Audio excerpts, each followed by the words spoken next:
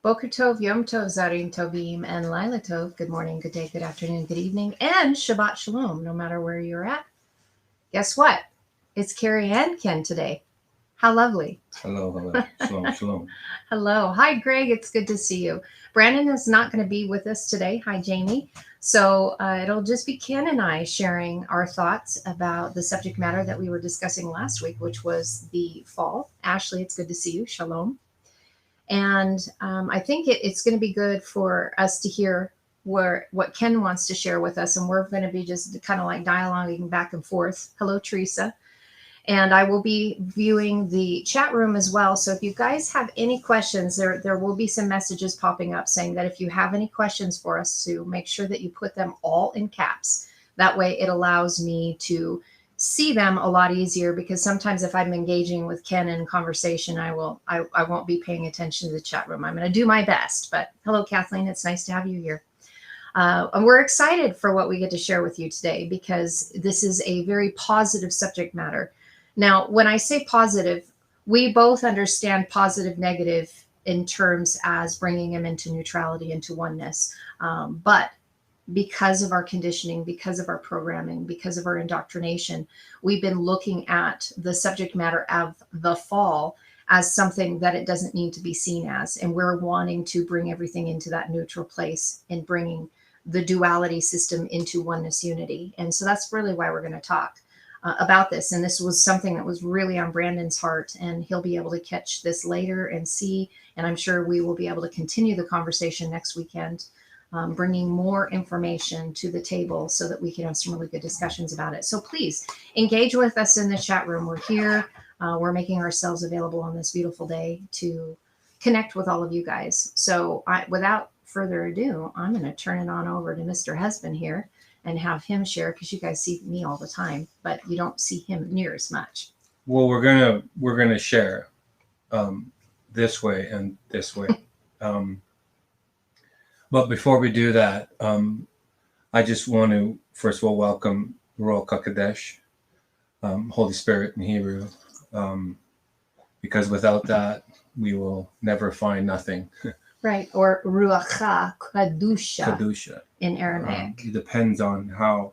And I wanted, so Jeannie Claire, hi. So with that, it's huge to me to welcome where I live. The Spirit is where I choose to live. As where, I'm not saying that Carrie isn't, but we know that we partner together through word and spirit.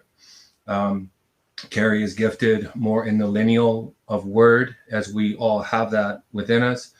And I, in the relationship, I'm more dominant in the spiral. So Carrie's line spiral, I'm spiral line. And it seems to complement one another. But I first and foremost want to welcome Ruach HaKodesh, HaKodesha, however you see that. Ruach Kadusha. Kadusha. Now, there's a lot to that, because in this was the origin of the fall. And this is where we first open ourselves up to where we were separated, and we want to speak this from innocence. So I'm coming from a perspective of where the Spirit has shown me, like, we poke our heads out into the mysterious deep. We're poking out from the veil, and we're seeing something of a mysterious side that is sometimes obfuscated or misrepresented or misinterpreted as something that is based on another perspective. And we need to really just be careful. I'm careful on language, to make sure that we just need to slow it down a little bit. And I realize that we're solving a great mystery, because everything is about the riddle of life, really, to comprehend what death is. And in this measure, it's really the comprehension of 369, the power of the 369. In this construct of where we are in this reality is 369, but we are seeking the 12. And the 12 is outside of this reality. We are gathering incrementally to find the resolve of the 12. And that would be back united, one with spirit. And so we need to really comprehend who we are. And we're going to share this from our perspective, regardless of where that is, because this is still part of the compass language of orienteering back to east. So we would comprehend the north of origin. And we'll use that kind of vernacular to say we fell from something or we stepped into something, but really we simply distanced ourselves and separated ourselves from something for the purpose of experience. But I need to be sensitive that my heart for humanity outweighs my concern for my own transparency. And that allows us to really comprehend iridescence. This is the price of iridescence. And if we comprehend that language, this is the cost of becoming clear. And that word is nimra, which means clear water. And so we went into muddied waters to render clear for the purpose of becoming clear again. So there's a lot in this. By no means can we totally reveal 2,000 plus pages of excavation for a cover story of just the fall. There's no way, because we become this. Mm-hmm. And that is solely based off definition of who we are, because the journey of 369 is actually progression in Hebrew and Aramaic. It's actually progression. One is the gentleness of green ears, of gentle fruit growing. And then it goes into entering the door of really breaking down ego of why we came into this construct, right? Yeah. And then we have the full rendering clear of ego, the 9 that is anticipating the revealing of the 12. And that's fully manifested as, we could call that the Christ anointing, we can call it many things, but it is fully as one, back established as a completed circle. Well, and you could actually bring involved to that the Merkaba too. Absolutely. The light body, the fullness of, and if I can share really fast, when you were talking about the 36912, what Ken just shared with you was literally a journey through the Strong's numbers, 3, 6, 9, 12. And I just wanted to share that because everything speaks. And so Ken is coming from that place of looking at how everything is connected together. And he has this beautiful ability through spirit to show all the fingers, how they tie in and how they're brought into this beautiful place of oneness, unity. And when we even take the 369 into Strong's number 369, it's the word ayin, which means to be non-existent, to not be.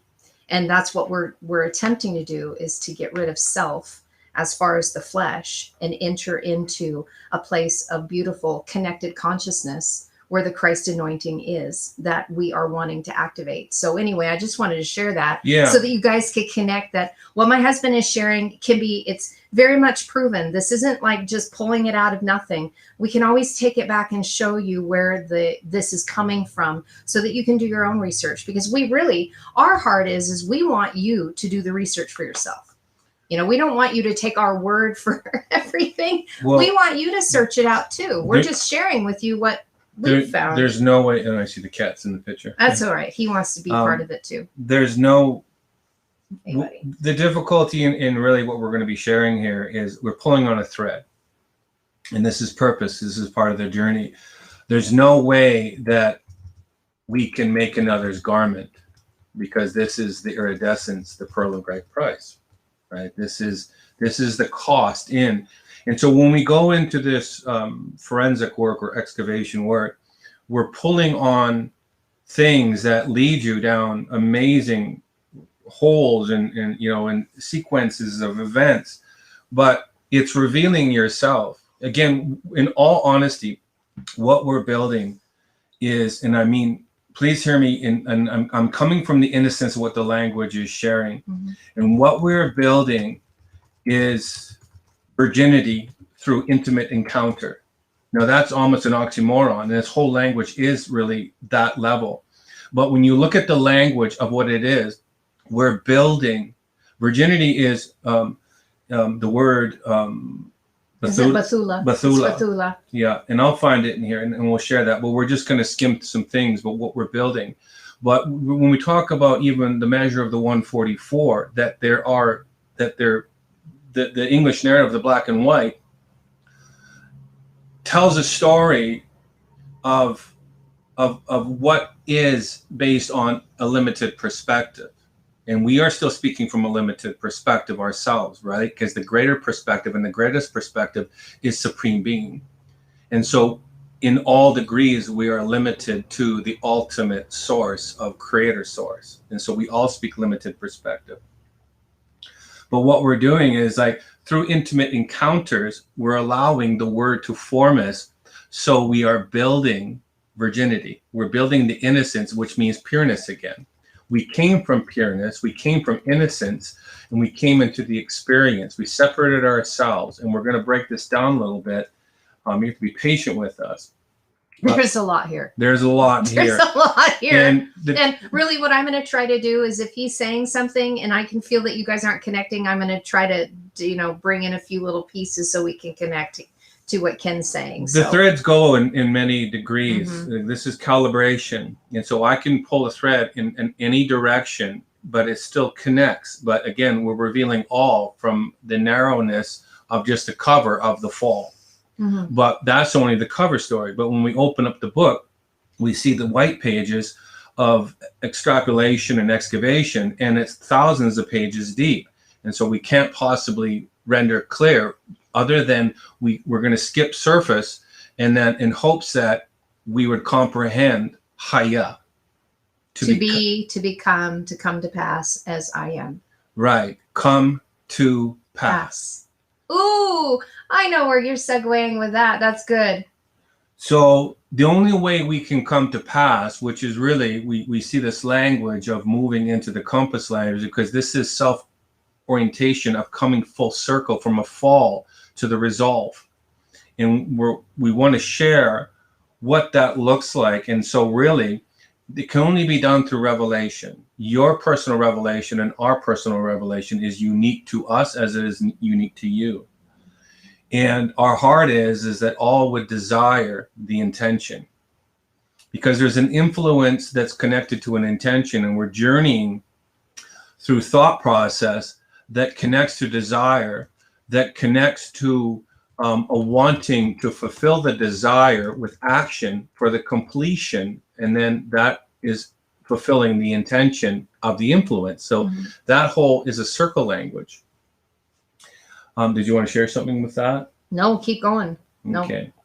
So first of all, we need to know who we are and where we started from. And I want to bring the word forward that was already in one of the Compass teachings. And again, I'm going to be going between many files, but I don't want to lose spirit in this. I don't want... If I can just add, so if you guys haven't connected to what Ken's saying, there is a teaching series in YouTube called Everything Speaks. And so far, I think there's 8 teachings about the golden compass, and that's what he's referring to. So just to let you know where to segue on that, if you want to go back and listen to some of Ken's sharing moments. So the golden compass is the same as the Ark of the Covenant, the Merkabah, the Sephirot, the tree in the garden. It's saying everything. It's just, we are metaphors. We are all metaphors. We are all, if we look at the word and extrapolate out what metaphor means, it means that beyond, and then for means light. So we are beyond light. We are simply an expression of beyond light. And so we entered into this construct to experience as metaphors of fractals of light. Exactly. So, and it's interesting that this is even 4 is where we get the word Thor, because it extrapolates out as thunder. So we were lights and thunders. We were something beyond this realm. And we willed ourselves to enter into the experience, to distance ourselves. And this is where we're going to start to talk about the fall of separation, that Ha'adamah had full revelation. He was Haya. He was being complete. And so in the journey of 369, dependent on where we are in our own circumnavigation of orienteering through the sea of humanity, per se, we are an expression, and the difficulty is seen beyond the choice that we do not know or we didn't know before. So I know that sometimes sharing, I want to be gentle and kind because my heart is not to hurt or confuse.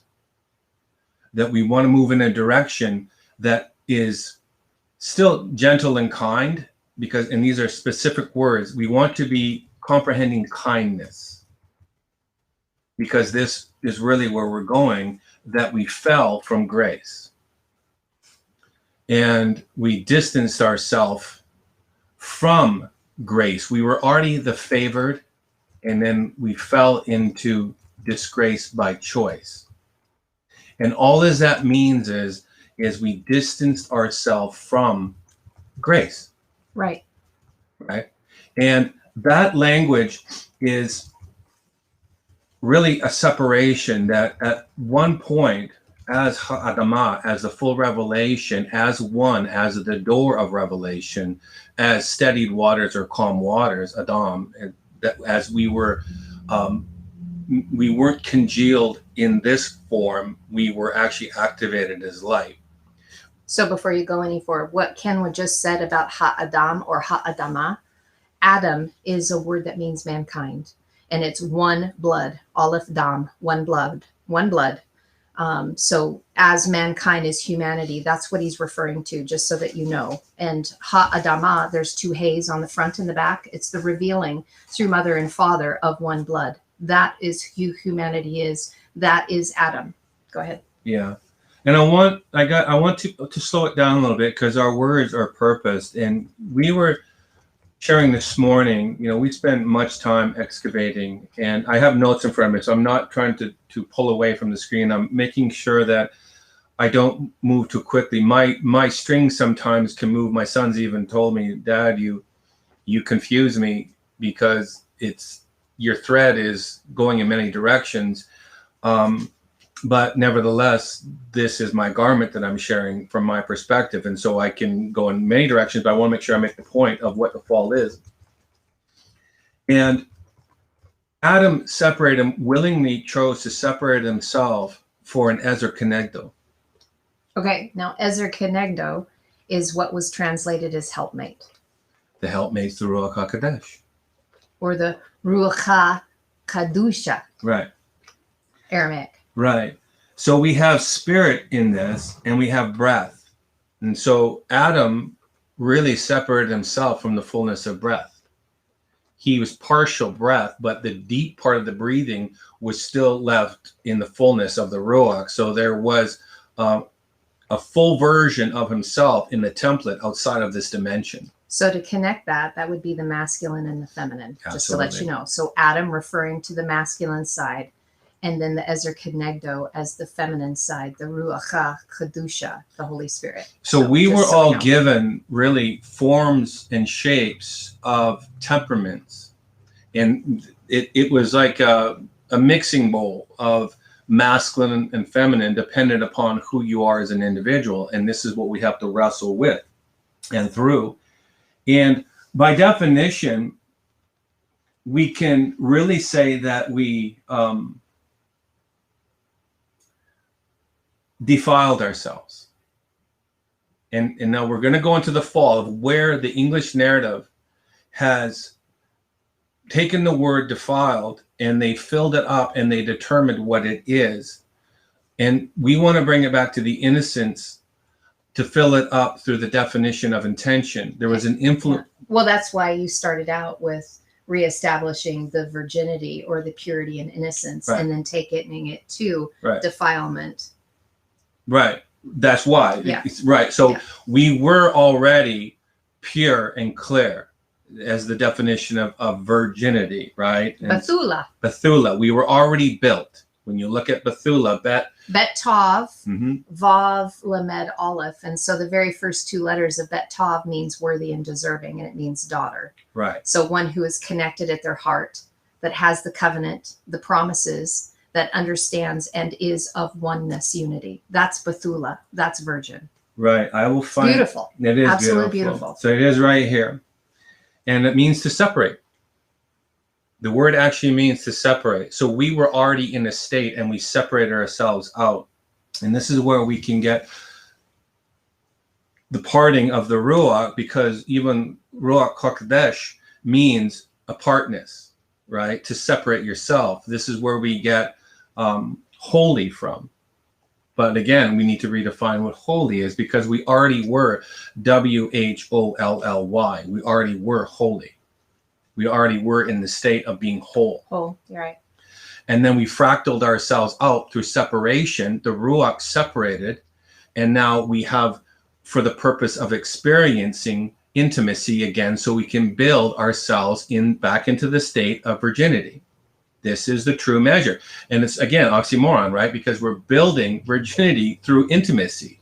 But I love it too, because since it's Bethula, so since it means to separate, it has the olive. Yes. So separate as one, not separated, not being the same thing. It is the exact same thing. Right. It's so amazing. So when we say unclean, we were clean and now unclean, and that's where it means morally impure or defiled. The definition is, I think it's 14th century English, but this is where we have the terminology of unclean and clean.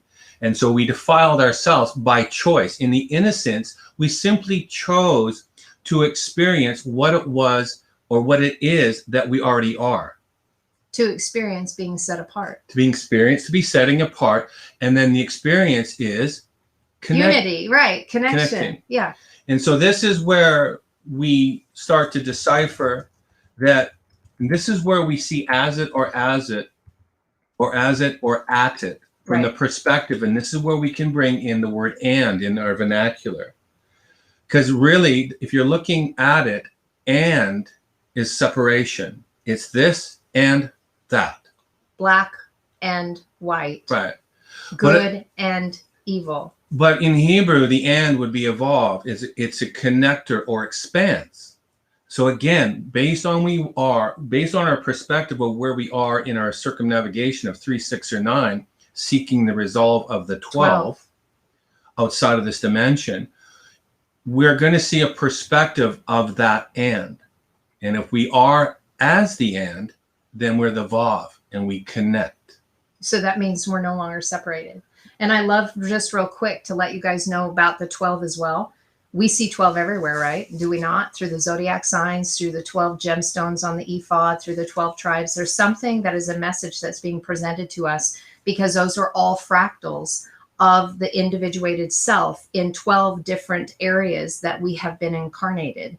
So I know you guys have heard about 12 strands of DNA, right? Well, each one of those stones is a representation of that which we are. So this is metaphysical, guys. Well, absolutely. Quantum, metaphysical, you name it, because it's all supposed to connect. Science and spirituality are one and the same. They're not separated. So this is the beauty side of this, is bringing some of those things in, that it's just not a study of the language. It's a connection, because everything is connected. All is all. So continue going, Ken. Well, I wanted to share that we defiled ourselves with disposition. And disposition is temperament. And so we put on temperaments and characteristics that we already were in a summational whole. So now it's fractaled out, and this is why we have uniqueness of characteristics. That vehicle design. Uniqueness of design, that one person would be a little bit more feminine or masculine dependent, and they have to wrestle through all these fractals of separation. Not one is the same, and they're all for experience of being a summation as one. And so we get to journey this. We get to journey this expression, because the disposition is seeking position. Because dis means without, correct? This is without. Separating, without position. You're without position. And so we have to look at this language of what we are seeking is position, but not in the derogatory of a hierarchy of positioning ourselves. Position, by definition, means you've poised yourself through grace. That's so good. That's so good. Because this whole language of separation is, when we look at the word of good and evil from the fall, and we willingly chose to come into the experience, we stepped into the nakedness. And this is where we have the definition of evil. There is no really word for evil. It means adversarial. And if we break down adversarial in the English, this is where we get the word maleficent. Maleficus really is part of that. I'll go into this file right now.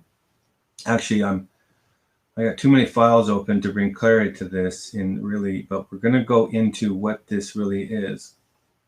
But let's back up one step before we go into the good and evil. We need to realize who we are as Ata. And the word for Ata, do you want to bring clarity to that? Yeah, Ata is absolutely, here we go. It's a fantastic word. I laugh at myself because I just use the same words over and over, but you guys understand. Ata is Aleph Tav He.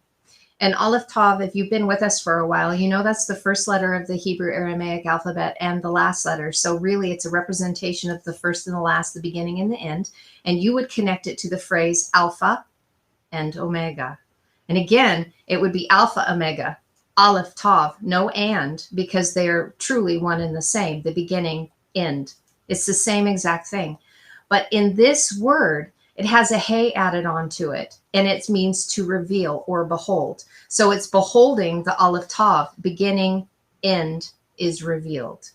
So in the end, the beginning is revealed. In the beginning, the end is revealed because they are the same thing through the Aleph Tav.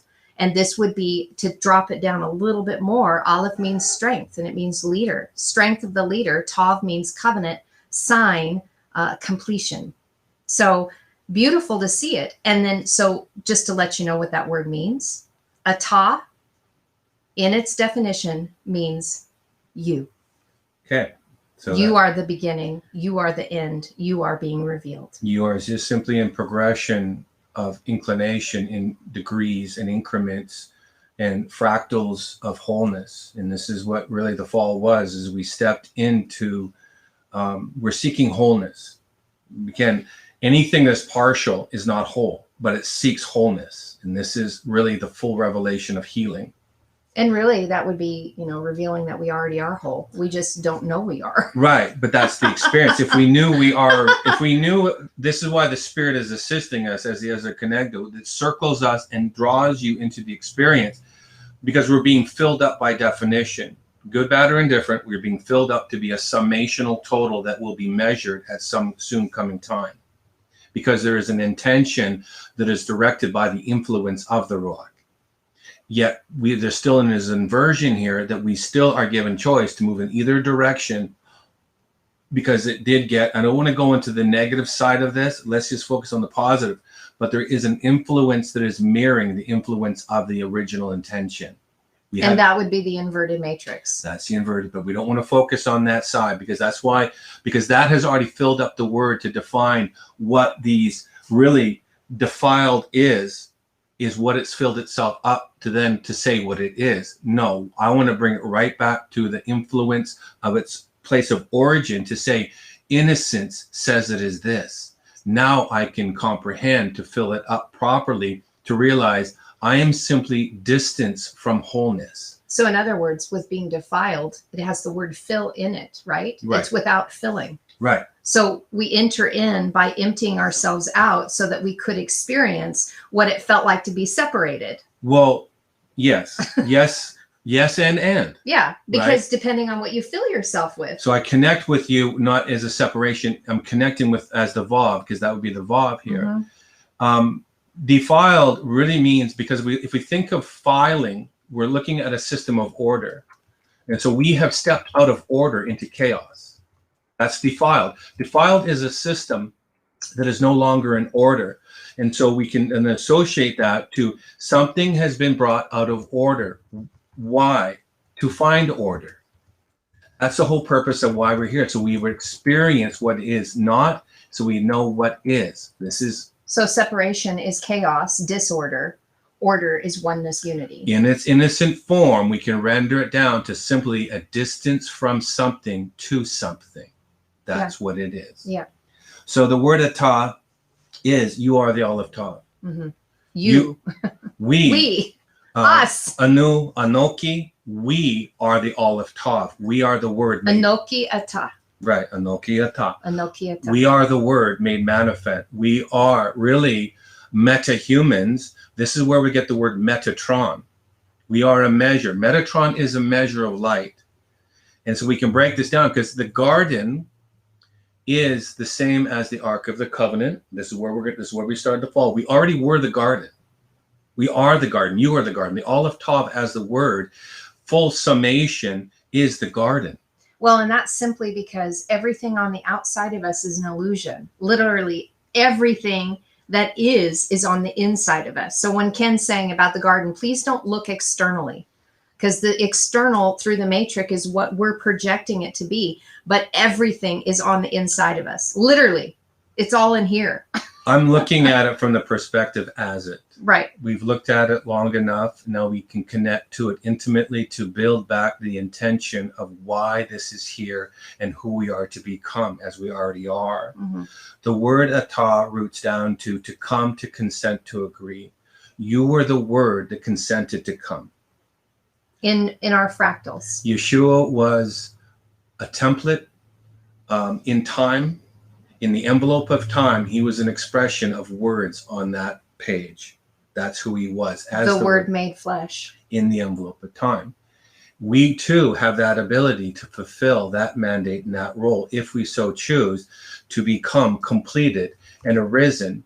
This is where we get Adam Kadmon, the East, arisen, the new man. It is a progressional journey of experience. Everything is by choice, or reshit. Everything is about raising the head through inculcations. What? We stepped into grief. Mm-hmm. This is where we get the word Achilles from. Achilles' heel is the arrow that pierces the heel. Achilles means grief. The piercing of the journey, hopefully and graciously, will raise your head. This is where we get the whole construct of the Ouroboros. We chose to come into this reality to experience grief so we know the experiential knowledge of that which we are. So this is where we get disposition. This is where we adorned ourselves with attributes and characteristics of well-being, well-wishing, or ill-wishing. Mm-hmm. Okay? Now we're going to break this down a little bit. We really fell out of love. We already were the full summation of love. We already were favor. We already were grace. So we fell out of grace. We fell out of favor because the fullness of completion of Ben, son, beneficence is wellness. This whole fall is based on healing through the inculcative walk of the heel, which is the same metaphoric language as the head. This is where we get atah, the first occurrence. This is good. This is good. Genesis 3:15, shall bruise the head and you shall bruise the heel. And the word you is atah. So you're going to bruise your heel as you find how to raise your head. This is the whole premises to journeying from the west to the east, so you'd know the full revealing of the north, which is the left-hand side, but you journey correctly to the right hand of the south. I could so go on a tangent. I'm just looking at those Hebrew words. I really look forward to the day when you guys can enter into looking at these yourself, because even in Genesis 3:15, I'm just looking at the words right now and I'm like, oh, side tangent, yeah, champagne, everybody. Well, but it'll come. It'll come. What we're working on these teachings right now for you, so you can do this yourself and you can be excited as well. My screen and our screens will be revealed in Colorado, by the way. Yeah. We're going to share this in Colorado so you can see the breakdown and the morphology of what's transpiring, so you can connect to it a little bit more intimately instead of just a 2-hour, breakdown of us really just sharing. But because it is huge, we need to know who we are. We need to realize that we are the word, but the word is built. The word is constructed. This is where we get the Ben from. So We're not going to spend too much time. I just want you to know that you have consented to come here. You would not be here if you did not consent. And that word is Aleph, Vav, Tav. So this is crazy. Aleph, Vav, Tav. So already shared first, last. And with the Vav in the middle, it means one who is connected in their heart. You are the Aleph and the Tav. And they're not separated. It's getting rid of that and, even though the Vav is what translates as and. Well, Aleph, Tav. When you comprehend the Vav in Hebrew and Aramaic, it really means expanse. So you are fully expanded as one who is covenantal or constitutionally aware of who you are. This is the constitution of the Most High that really breaks us free of the constitution of this construct of this reality. As good as it has been, true freedom is beyond this reality. And that's when we fully connect with ourselves, one as the spirit again. That's the essence. As expanded. Fully expanded, right. And so this is the contraction of everything coming into the micro and the macro, fully expanded, but yet fully contracted. And that's actually, I love that, because that's a picture of the heartbeat, right? Yeah, it's a pulsation of what draws us and propels us. It is really perpetual motion. And we live in that. That's who we are. We are simply experiencing as light fractals here. So we fell out of position by choice. We came into position by a willingness to consent to fulfill the mandate. To come. And one more thing before you go. I think it's beautiful in the progression of the Aleph, Vav, Tav, because after they agreed to come and to be here, the next one is they become a sign, a signal, and a beacon. That's so amazing. Yeah. First and last, sign, signal, beacon, because they agreed to come. And that is you, and that is me. That is all of us as one. It's beautiful. And what she's saying, that this whole language connects to the mark. You are marked as a sign. Now, when in the black and white narrative, and I want to be careful here, because I know that there's people listening that are tethered to the black and white narrative that we have deemed to be called, we call it Bible. I have the utmost respect, as it is the stepping stone. But it is that for us right now, that, I mean, no offense, I'm just simply speaking from where we are, that we need to move beyond the past. Exactly. Because if we tether it to a story in the past, we never can comprehend present, because when we're present and we complete the circle, we are both past and present in the now. Future. Right now. Past, present, future. So we're living in the now. So we pulled it in, and this is how we're able to view into the mysterious deep. And so that language allows us to breathe, right? My revelation, breath is based on revelation, and my heart for us is that my breath today would be deeper tomorrow, right? That the revelation through experiencing, through intimacy, that I'd be able to breathe deeper tomorrow, right? But I can only do that if I'm gentle and kind to myself in the progression of becoming, being. That's really good. And just to let you know that breath is also connected to Holy Spirit. Ruach means wind and breath. So ruach or ruacha kadusha is the spirit of holiness, or the spirit breath of holiness. So that's what Ken's talking about. And it's represented by the Aleph and the He. And Aleph, He are really the same. They're the same. They have different functions, but they are the same. They're the only silent letters in the Hebrew Aramaic language. And it's connected to spirit breath, oneness that is being revealed, or the revelation of oneness. So maleficent and beneficus, or even you can even punch in the word or you're talking to somebody, or I'm just chatting with people in the chat room too. So because I see them and I'm saying hi. All right. So you can keep talking. All right. So this place of disposition, what is our disposition? We need to know that because it's a place of ordering and management from a place to a place. It's a mind. It's a frame of mind and attitude and inclination, a tendency of constitution of mind. That's what disposition is. And so we're seeking resolve. The opposite is position, statement of belief, act or fact of placing, a situation. Full consciousness is situational awareness. So love that. From all points of degrees of circumnavigation. There is no impartiality. You are completely centered and you're seeing all fractals from center stand. So this would be complete full awareness without having made personalized, Right. like without attachments, just complete raw awareness. This be the same place of like when a child comes in, that they have the anointing when they Right. first come in, because they haven't been programmed with anything. The spirit is fully conscious. It's consciousness that is anticipating our coming into maturation. It's assisting us to become fully spirit again.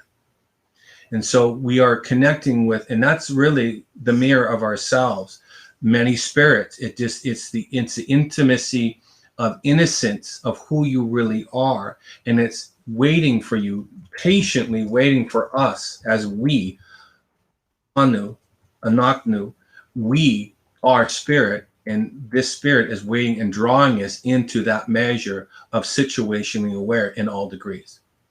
Inside, outside, through, in all dimensions. So, As above, so below, as within, so without. Absolutely. And even encompassing timelessness. So we are looking for this place. And this word for position means to build and live. So this is the dwelling place. Position. So if we render it down to its innocence, we are building this from the fall. From separation, we are building the position of oneness again. We have been split hemispherically. We are joining ourselves hemispherically. We have a right side and a left side.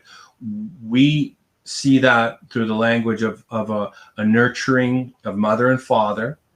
But make no mistake, it's the greatest love story within you, that they have purposely separated themselves, knowing that one day that they'd be united again with the ultimate kiss that would never be parted again, right?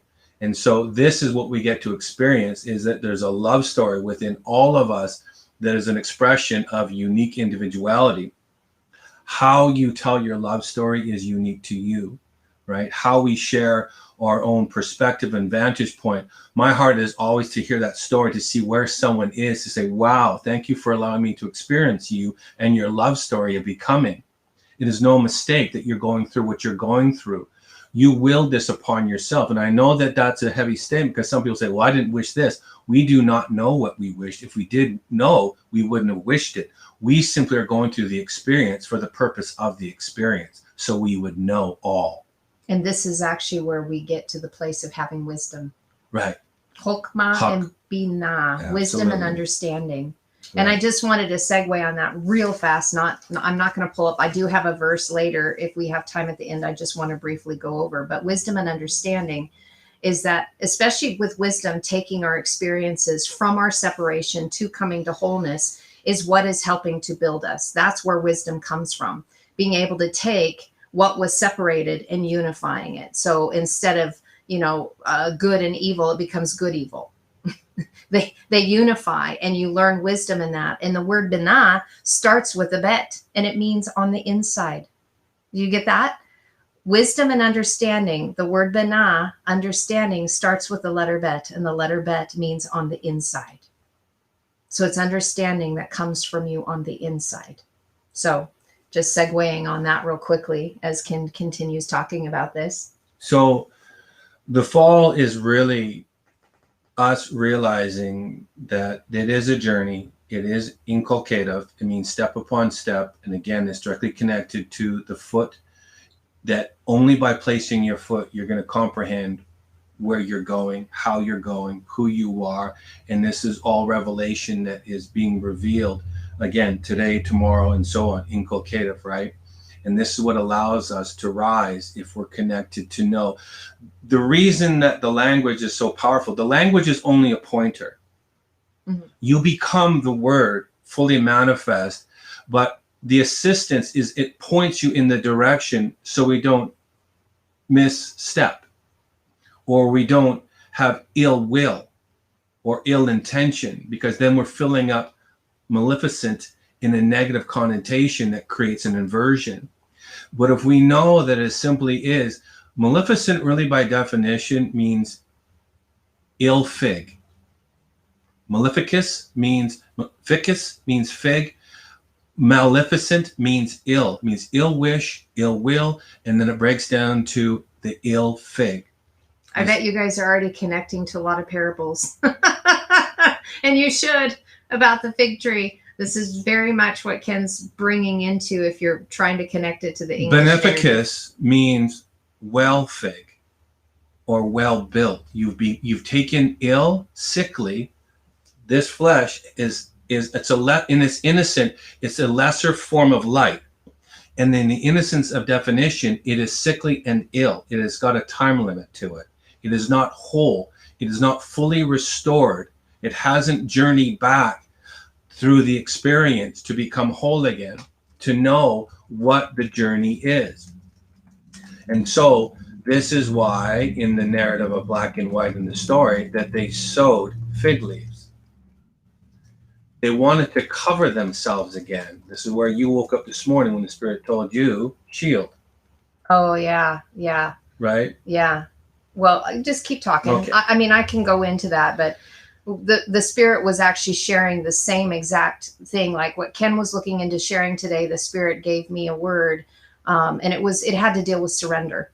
And so surrender has to do with the same word about shield and encompassing. And so when we were talking this morning, he's like, that's exactly what I wanted to share today. So we will get to a verse at the end of the session so I can briefly share with you the very first time it's occurred, and to see, or it's not the first time, it's a very important one because it's found within Proverbs, and it's talking about wisdom and talking about Sophia. So we separate ourselves, and now we can break down this word of good and evil, and that we're going to focus on the evil side in its innocent intention, to know that maleficent is doing or producing harm, acting with evil intent or effect, made from mal, ill, and then ficus means making or doing, but ficus really, when you look at the definition, it means fig. So this is the fruit, the ill fig, that caused the grievous grief, the head wound, that we stepped into grief. Through separation. By separation. We hemispherically split, and now we're trying to sew ourselves back together so we would connect as mother and father completed. A completed mother has equated as father. So it's mother, father as one. Mother, father as one. But hence why in the New Testament that God is referred to, source, origin, as Abba. It's one, it's Aleph, Bet, Aleph. So one mother, one father. Bet is in the middle, the place of your heart. That is the word for source and origin, and why Yeshua, it was written, would refer to source, origin as Abba, mother, father on the inside. So we wished, again, in this innocent form, we simply wanted to experience what ill was because we are already whole. We did not know the experience. And it's only a word. If we take it back to the place of just, there's nothing has filled it up, there it is empty, we can now decipher and discern what is and what is not to fill up the word, because we are the word. You are the word, Atah. Atah. You connect to yourself again, Vav, by entering in through introspection, so you can see the fullness of resolve's intention, that you would become whole again as Ruach, as spirit, breath, fully deep. So it's a very beautiful, beautiful language, and it points us in that direction. And when you comprehend this, it's really hard to break free of this revelation because it speaks such volume. Its influence is so strong, it draws us into that desire, because that's what its intention is. It wants to draw you into the desire, so the desire would become connected to thought, and then the thought would produce an intention of committing the action, therefore fulfilling as the intentions influence again to connect that as a circle. So you become an influence now because you fulfilled the intention. It's I know it's a round and round language, but that's because it's a round and round language.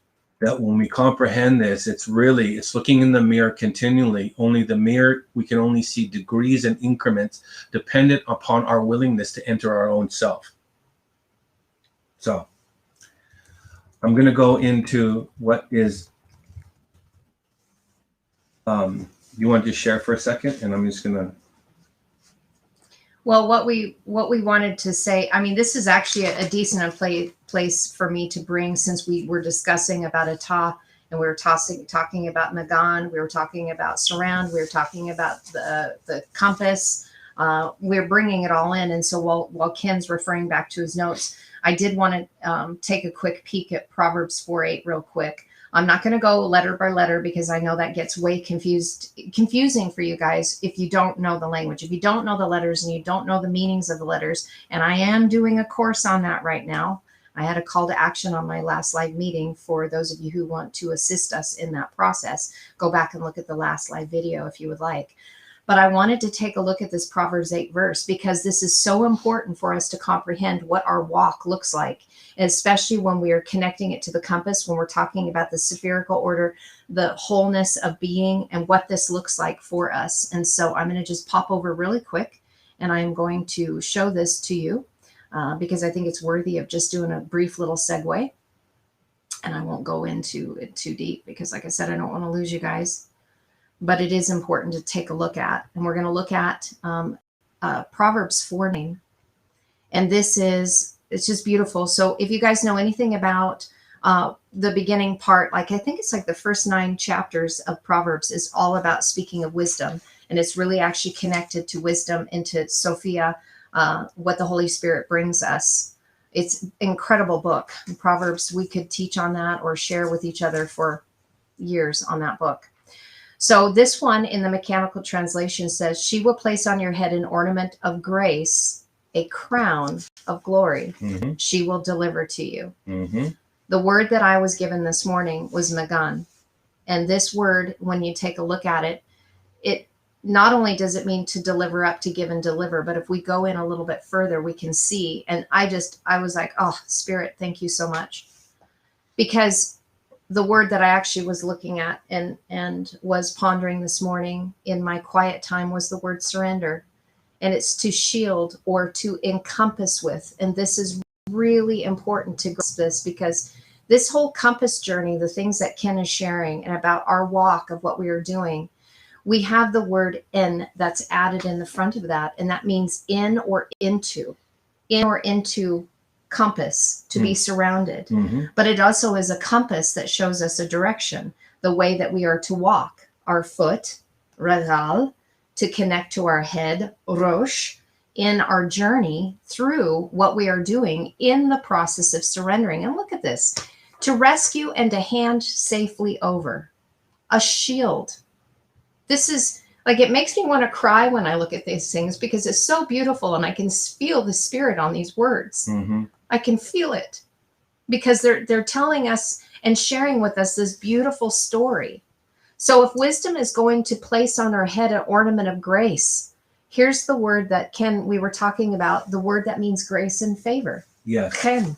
And it's life.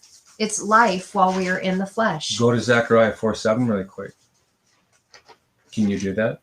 Yeah, I can. Because this is what's coming. So popping over to Zechariah 4:7, thank goodness we have some pretty quick internet so we can do this without having it take too long, if I can get my fingers working right. I laugh at myself. We're going to break this down in Colorado. We're just going to read it right now so you can see. This is the grace, is the favor. We fell out of favor.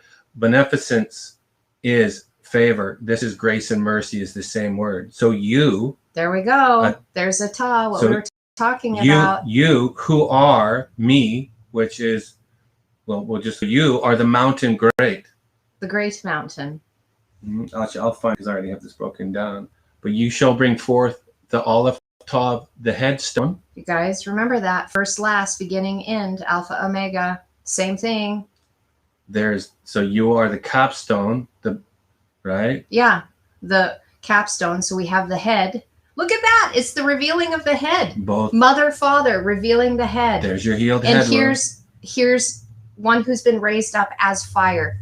Oh, so good. With shouts of grace.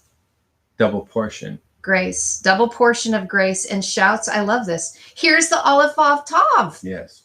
As a sign, signal, and beacon, one who's been marked with the twin covenants, mother, father, that has consumed that lesser nature to bring it all together to be the sign, signal, beacon, miracle. These are those that have completed the journey. Up. This is the capstone on the temple, and there will be shouts. This will be a frequency, and it will be chen, grace, grace. You've completed the journey.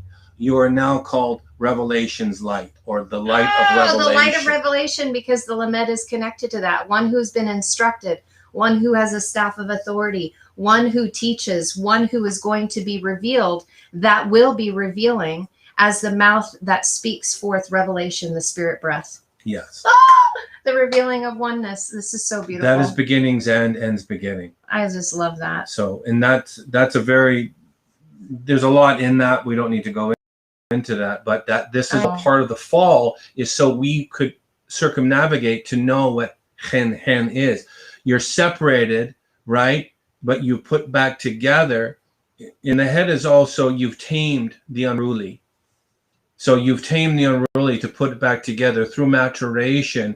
While in the circle of time, you've become completed in that circle to be called centered. Mm-hmm. And that's why the ending of this verse that I wanted to share with you about a crown of glory, this is a circlet, but it also means to be encompassed. And right in the middle of this word crown, what I didn't highlight is Aleph or Ein Tav, and Ein Tav is a word that means time and tree, right? Right. So, and then in the middle, it's Tetresh. It's the wrestle that we go through to raise ourselves up so that we can be the head, so we can be a leader, so we can be a first fruit in time that will have Tippereth, glory. And this is what I want to share with you. Again, don't get lost in the letters, just hear through the Spirit. Right in the middle, showing that there's two Tavs. So this is covenant mother, covenant father, both their marks, both their frequencies, that right in the middle is showing us the producing of fruit. Because Peresh is part of fruit. And the fruit is when we have and enter into oneness in the place of our heart. Because any time that you get into a center of anything, and especially of the word, it is specifically speaking of your heart. So catch that. Glory is when we have oneness, unity within our heart, being flanked in the covenants of mother, father, carrying their frequencies, bringing it in as oneness on the inside that will bear fruit and will be and is glory. It is glory. And so when we move in to deliver you the word, the core of this is we need to surrender. We need to surrender to it, right? Right. And then I'll stop because I know you have lots to talk about. No, but even, and Ken reminded me this morning, what I've highlighted right here, and this is what I think is so profound, because as you guys begin to like start digging this stuff out yourself, I want to show you something right here. Gimel Nun is the word for garden. When you hear, you've heard in teachings before when he said, we are the garden, because everything is on the inside of us. It's not the outside world. It's what's going on in the inside, the garden of your heart. You are the garden right here. And so mother's garden, mother's garden, we find this in the place of chaos, the waters of chaos, because we were separated. Take a look at how children are born, right? They exit through the waters of chaos and they become separated from their mother, but it's meant for experience, right? For us to go within to find the garden of our heart. And I just think that's beautiful. Well, and the very last letter on this is showing us we need to empty ourselves out. We need to empty ourselves out of the power that we did through our experiences, because we are not the experiences. Yeah. We are not the experiences. We are not the narratives. We are not the masks. We are not the avatars. We're not the egos. We are source creation. We are all. So we have to empty out anything that would hold us to something that's lesser. Yeah. And if we keep on reminding ourselves, because we have a way just of who we are, we distance ourselves to look at this.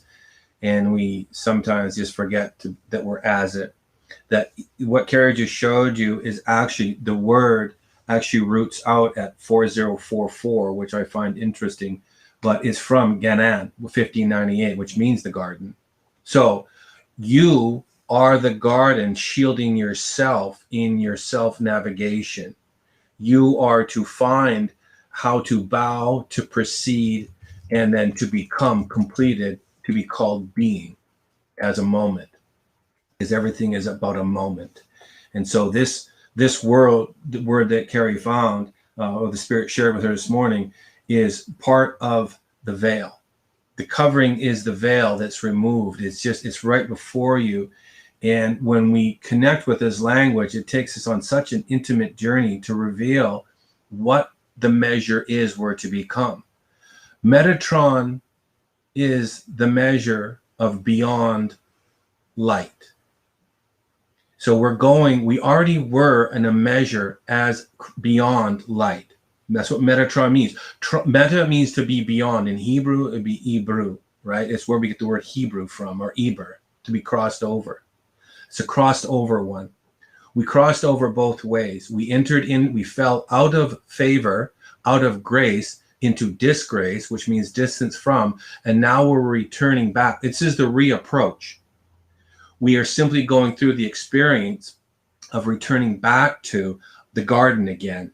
As Metatron, Tron really, it means electricity, but electricity is a made-up word.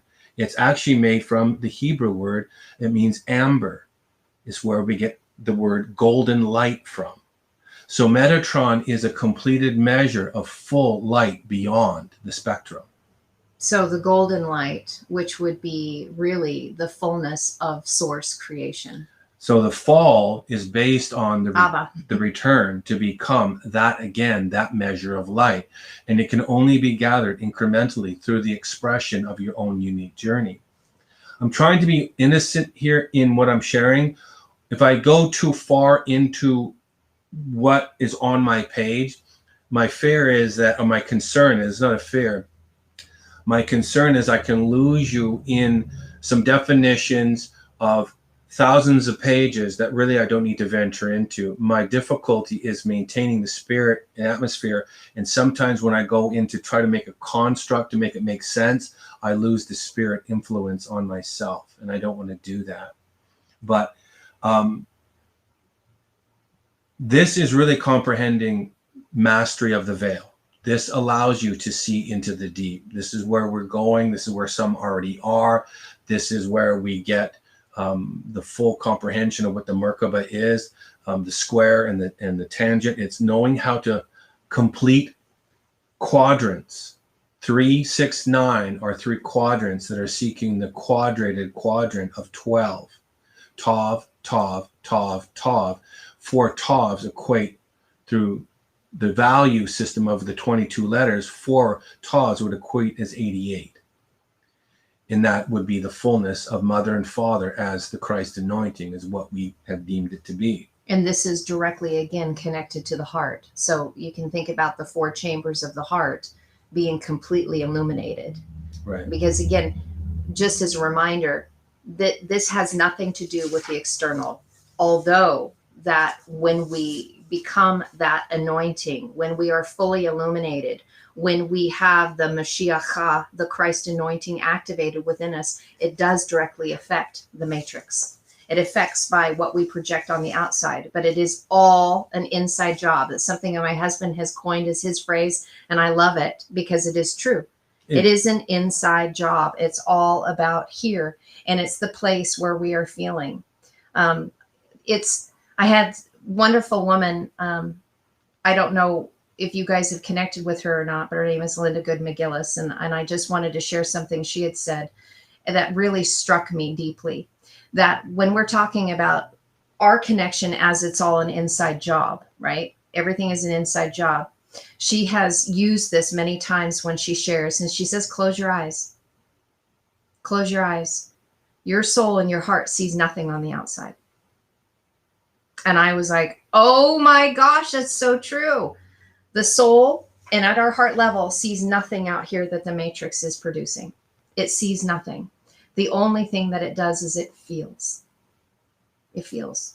So imagine if we take everything that Ken's talking about and the walk with a compass and the measure of Metatron and beyond light, by activating that in here, how much as a creator through here we would be projecting to change the reality outside, because we are living from the place of feeling from our heart and having it fully illuminated, no longer choked off, no longer men that say, hey, it's not manly to cry, you can't cry, or parents that tell their children to stop your crying. The emotions and the feelings are the gift, and that's the experience, right? So if we came in and we were separated from, and we came in for the experience, what are we really experiencing? It has nothing to do with the matrix. It has nothing to do with the storylines and the narratives. It's all about the experience of feeling right here. Actually, the word for tree, it's the same word for shut your eyes. It means to close your eyes. So if we want to connect with the revelation of who we are, the difficulty even doing what we do, I'll sit here at 2:00 in the morning and extrapolate out, and then it just comes on me like a wave, and it just tells me, shut your eyes. And I have to sit back on where we are. And then it morphs it to another degree through realizing really what's transacting. It helps me discipline myself to take it from at it to as it. I lay back and oh, wait a minute. And I just sink into that meditative state of being, and I can see it differently. My heart wants to open my eyes and write it down. And the difficulty is just allowing the moment to become the moment. That's where I'm settled in shalom. So it's very, very beautiful. Our heart is that it would be shared, that we'd all know wellness. Exactly. We'd all know wellness as healing. And so I wanted to say this, that just to define what it is. So ill is simply affliction's adversarial effect. I'm talking about evil and good here, for the fall of evil to good. So ill is simply affliction's adversarial effect, and an infirmity that is distant from the firmness of wellness is resolve. We have been given an order and a mandate, steps that point in the direction of wholeness's place, as this is the destination of order's intention. That's really amazing. You guys may need to rewatch this later and write that down, because Ken just said a whole lot in a small paragraph. This is it's like that kind of needed to be slowed down. Well, I'll say it again just for the purpose of, because it is important, and this is what comes to me when I'm looking at certain definitions, and then I'm going, and the Spirit just says you need to put it in parentheses, and it's my personal experience. This isn't about shedding light on myself. This is about shedding light on you, atop. You are the Word. We are the Word. We are all in this amazing opportunity. My heart is that we would know the lie versus the truth, so we all find the way out. This is the second Exodus. Absolutely it is. And we need to define this. And where we're going with this is we will define Hava, the life giver, so we would know, truly redefining what death is. We take the sting out by becoming the center point. We no longer are affected by death because we are fully defined as death. And this is Shemot. This is what Shin, Mem, Vav, Tav. It means the name of death. That's the Exodus. So so you guys connect, the Hebrew word for the book of Exodus is Shemot. So you become living water, all consumed as a fire, and connected to the constitution of celestial origin again. The constitution of death is connected with life. They are one and the same. Good and evil is one and the same. In the end, they will say good is evil and evil is good, but not in a derogatory. It is simply realizing that all is one. Well, and actually what we're doing is we're rendering it to the place of neutrality. Right. Because, the when you take a look at good, evil, they are on the same, they're different sides of the polarity, right? They are distortions. And what we're doing is we're bringing them back into 0 point, so that there's neither one of the other or the other that is distorted, because distortions are anything outside of 0 point. 0 point is the place of neutrality. So we are no longer of ill effect. Exactly. We've moved beyond that. We become effective in wellness, and this is where we can assist in establishing another. So I'll read this again slowly, because there's a lot in this to connect to. So for the sake of Carrie, I'll read it slowly. Well, it's for the sake of other people So too. I'm speaking again, just so we can macro this a little bit. I'm speaking of good and evil here. It's all one and the same. It's your perspective of where you are as a 3, 6, or a 9 in anticipation of 12's resolve. Again, we cannot see beyond the choice we do not know. None of us can. That's why we need to partner every day in greater's revelation, so we would comprehend the mystery of 12's resolve. And by the time, so when Ken reads this, after he does this, I'm going to connect with you the 3, 6, 9, 12 of the Hebrew Aramaic letters, and this will make a lot more sense. So ill is simply affliction's adversarial effect, an infirmity that is distance from the firmness of wellness's resolve. That's so good. We have been given an order of mandated steps that point in the direction of wholeness's place, as this is the destination of order's intention. Your home. That's home. You become the frequency of intention. You have turned illness into wellness. You've turned disgrace into grace. You've turned shame into the fullness of knowing what is truly clear. You've taken everything through the experiential knowledge. Now you know what is and what is not. This is the ayin. You now have the ayin within you. It's the fountain within you that is so deep it goes beyond the measure. You are a Metatron. You are beyond measure as light, as amber, as the measure of gold. Exactly. And you just described the journey of the heart. Yes. So what Ken shared is like literally the word da'at in Hebrew. And what I think is so beautiful about da'at is that it takes what Ken just said with the ayin.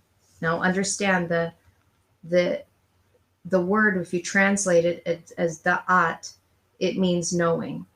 And you guys, if you want to connect it to Greek, it would be gnosis.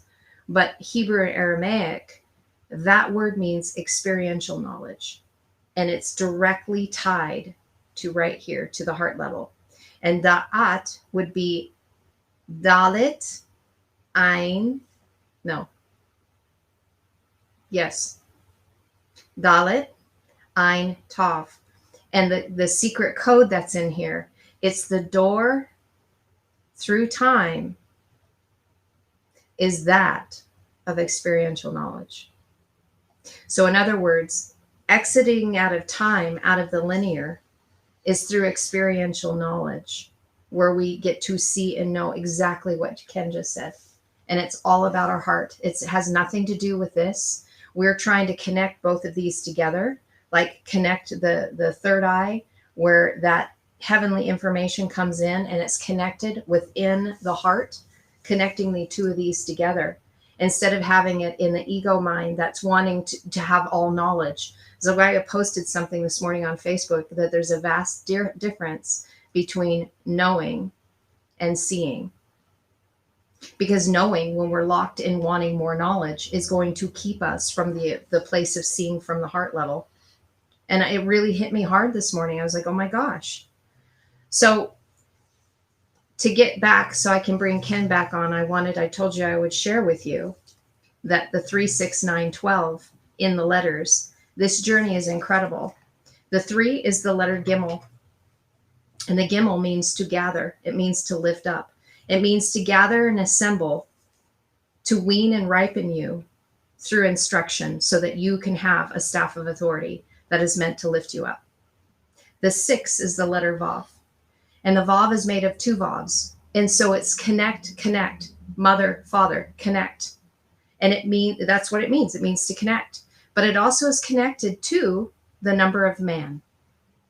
And it also is connected to the word sin. But sin isn't what we thought it is. It means to miss the mark.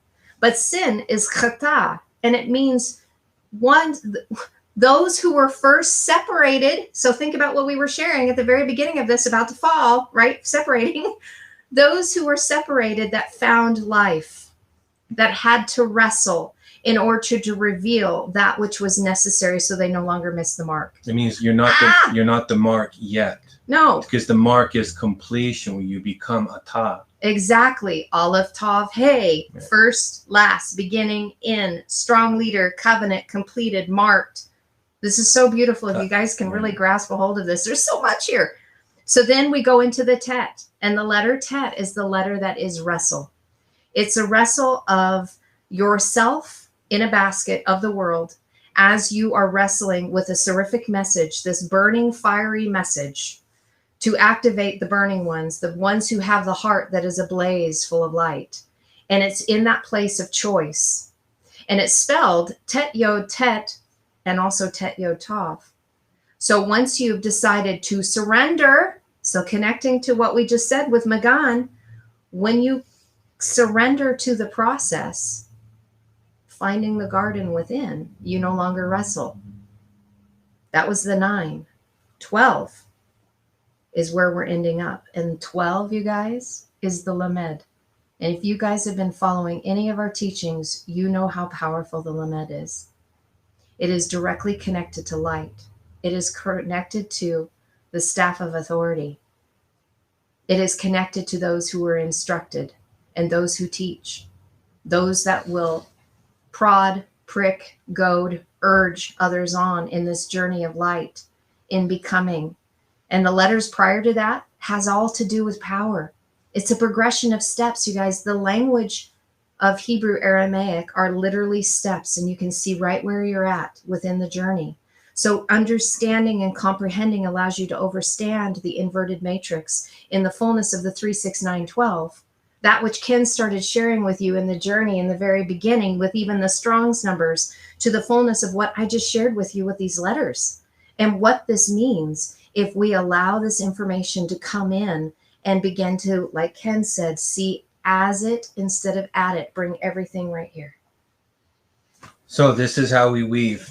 The West, the language for the West is for, in its own definition, I'll just give a summation of this with what Carrie is sharing, and then I'm going to go into what I just shared about what illness is and wellness, because it's affirming. This is where we get the word stand from, kum.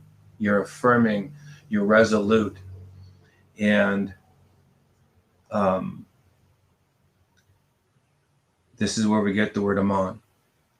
And so in case you guys want to know, the root aman is when you guys say amen, or amen.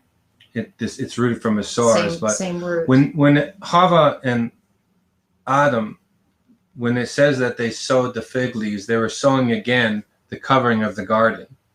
That was the shield. It means the covering. And so they wanted to get the covering back, and they realized, or not, because I wasn't there. I can only see the expression of Innocence's letters telling me what it is. I can see the narrative and then bring it to my present to say, oh, wow, we stepped into grief. We stepped into a grievous head wound of splitting. This is the precipice. This is the precipice where we have separation. And that word for precipice actually means to fall a great distance. Well, I can find it for you here. Or, well, it's on another page here. But that's what precipice means. It means to fall into. The only way to exit out is through really defining what death is. And just to let you know, to connect to this, you guys would have to look into this, but I know exactly what he's talking about. The word for leaf in fig leaf is the word Allah. It's Ein Lamed Hey. Ein Lamed Hey is literally the word that means to ascend, to become the highest, the ascension process, to see as light that is being revealed to you. So Allah, to ascend up. So you've woven back together, and this is in a fall. I'm going to explain why we pull on threads. Again, we pull on these threads and it reveals. And as I'm pulling these threads, we go into much painstaking grief of realizing who we are. This is our thread work.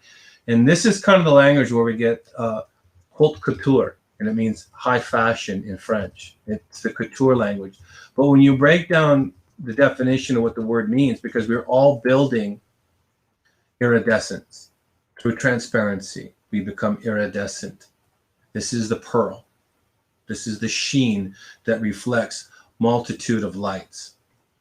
And I've seen this. Oh, that's so good, because that's the two stones. Yes. The lights in perfection, the Thummim, the Urim and the Thummim. Yes. The lights in the perfection. And we're going to go into a little bit more about that in Colorado as well. I have a little paper I want to share about the Urim, the Thummim, because you are the Urim and the Thummim. The lights in perfection. You are. Lights, perfection. You not the and. So lights, perfection. This is where we get beauty and perfection from, is when you become the merciful act of completion, you become grace. You are perfected. Chen, those who found life while they were in their flesh. You are now called favorites, right? Purposely said, favor-ites. We are now returned back to the place of favor, grace, grace. This is the headstone. So haute couture, when we look at this word, it means high sewing. Haute, high, couture, sewing. So this is where they get that from, and we can translate it into the Hebrew, because that's where it comes from. And it means a master workman. This is where we get the word cunning from. As the serpent in the garden, as the seraphim, the most cunning of all, means he was a master. She, it, as completed, as all, was a master craftsman. He was a wordsmith that was vibrating to the frequency of all words. And so he was logos. Right. So just so you guys can connect it, because some of you are more involved in Greek, that's logos. Again, I mean, depending on where you are in your narrative, I do not mean to blow anything up to say is you connect. Again, we can only see. Close your eyes and just allow the Spirit to tell you what is and what is not in your moment, and that's okay. We are sharing some things that I know that it's counterflow. We've been shown many dreams that we entered into the sea of humanity. Our job is to return back to become that, but there is a gate and a doorkeeper that will measure us. Absolutely. That allows us to go beyond in preparation to clean ourselves, to know the journey of the peaceful war horse within.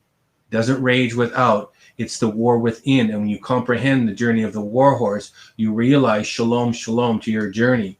This is where you're gifted the wings of the great eagle to fly up the face of the fall to become established as the high mountain plateau. You are now greeted with the encounter of Father. This is Groundfather now to say, I now call you leopard. I now call you Nimrah, clear water. You now comprehend, and I encounter you as one. I've been shown that dream, and this is why the language is confirming the dream, that in the innocence, I just allow it to speak. So the word for haute couture means training, skilled, an architect, one brought up, as Carrie was saying, the lofty, right? Allah. And so it means to, again, illness, but this not the same word, aman, aleph mem vav nun, the root aleph mem nun, means to confirm, support, foster, nurse, parent, firm or faithful, to go the right hand. And to trust or believe. So there's the vision. I have to show it. I was just wanting to see if you wanted me to show it. Yeah, you can show that. This is what I was shown in a vision, standing up. I was by myself in a room, and I went to an open vision, and this is what I was shown. And I was told, this is the return. This is the two-edged sword. This is the panther, and this is the journey of we entered into the great sea. And now we come back, and Mother Bear is the gate, and she is the doorkeeper. This is the one that only by going to the deep waters do you pass her by to become as her. But becoming as her, she then nurtures you as one of her own, and she teaches the purity of entering into your heart. So then you can go the spiral staircase, so you would know the way of the staff. This is Moshe's staff. This is the Lamed. This is, right, the serpent that they touched because they know it was the healing, but they were distanced from it. This is the knowing that allows you to speak of the high mountain plateau. This is the Black Panther, which means the mysterious. This is the deep, which there's That which once was hidden now being is revealed. fully revealed. This is the full revelation of the revealing. It's no longer a mystery, but this is all through the Native Americans, this language of journeying, the journey to know the mysterious level of the soul, or the depth of how to come back to right standing, how to speak that of intention, because you are bringing the influence forward of Creator's intention. You now have the ability to speak with the proper influence to assist others to become completed being. So this picture that we're looking at right now, by the way, Jesse drew this for Ken. So Ken's son, Jesse, did this for us. I'm really grateful he did. So the master architect and builder, this is a picture of that. That's a picture. And that is why you said Aman as the root, because the master builder, architect, craftsman is Amun. Right. Right? Right. And Amun, just giving you guys, so just listen, don't get lost in the Hebrew words or the letters. Amun is mother. Aleph Mem is which means mother. Mother that has connected you fully to your vessel, right? Amun. Because if you comprehend your entire vessel as a triune being, body, soul, spirit, and you are fully connected in the heart level, you become the master, you become the builder, you become the craftsman. And that is what this is. There's a lot. Correct? Yes, absolutely. This would be Merkaba. This would be Metatron. This would be the fullness of anointing, the fullness of revealing. We can go in so many different directions, but this would be one that had turned right on the right-hand path to fulfill, to confirm that which is true. You are affirmed. You fully resolved as the answer. The question is who? This is where we get me from. Everything in this construct is looking for the mere reflection. Me, Mem Yod, is seeking Mem Yod, Yod Mem, Mayim. And so we're looking for a covenantal connection to connect Mem Vav Mem. So we would have the connection of, this gets a little wordy here, but it connects to really the intimate connecting of mother and father through the Vav. They are one and the same. That's what that picture is. You are the waters above, you are the waters below, but you can only be above the waters if you comprehend the below waters. You return through the below waters, well done. This is fully healed, fully restored, fully circled as the completed compass. Hava. Right? The revelation is connected to the revelation, or the revelation is the expanse of another revelation. Or, so what Ken just shared with you guys, and this is important, I want you guys to connect to this. Hava, the word Hava, He, Vav, He, is actually a form and morphing of Haya. And he mentioned that at the very beginning. Haya, to be, to come to pass. And that's why I was sharing, is like, oh, come to pass, compass. The twins on the inside of you, male, female, mother, father, united, masculine, feminine, coming together, the journey of the compass. And so Haya, He, Yod, He, the power is found, because Yod means power, is found within here. The revelation, mother, revelation of father, to be, to come to pass, then becomes Hava. When you've connected to it, it now becomes He, Vav, He. That which is revealed to connect here, that will be seen, behold. Now to become, to be. There's a morphing there. One more thing. Yes. That is the root, you guys, of the phrase Eye Asher Eye. And you know that as I am that I am. Connect the dots. It's so good. Champagne, everybody. Chava roots down to completed being as fully encompassed, and it'll morph to Aleph Vav He, He Vav Aleph. It's a mirror. Vowel points are exactly the same, and that is a completed one. You're one on both sides. You are revelation on both sides, and you're Vav. You're connected in and out, through and through, above, below, within, so without. Through spirit breath. Through spirit breath. You are now one with the spirit. That is a completed being through the journey of the fall. Now, we could have taken this in many different directions to really extrapolate out differently. It just went the way it went. And that's fine. There are many, many things. The word for couture connects to the pi root of calm, which is the prefix to compass. So haute couture means to sew as the master craftsman, as Amon, as the faithful and the diligent. It's the high order of high fashion. It's the garment that we're all seeking, but few are really willing that to have the willingness to sow what is necessary to become completed, right? We need to move beyond just the inconveniences of this world or the conveniences of the world. It's kind of an oxymoron there, but really, we should be into the frequency of true influence that reveals intention. And so this word for Holt comes to grow, to nourish, to be great, to be high. This is how we create supreme being. Supreme is the same word for sovereignty. The completed, we use the word sovereignty, but we won't comprehend sovereignty, right, until we really understand what it is. And so this language of great height is based off couture, which means to nourish ourselves, and it's from calm, and that means to step together. Oh, and this is so good. This is so good. This is so good. Sorry. Go ahead. Because I was looking at the word encompass this morning. So encompass has to do with the word magan, which means to surrender, a shield to surround.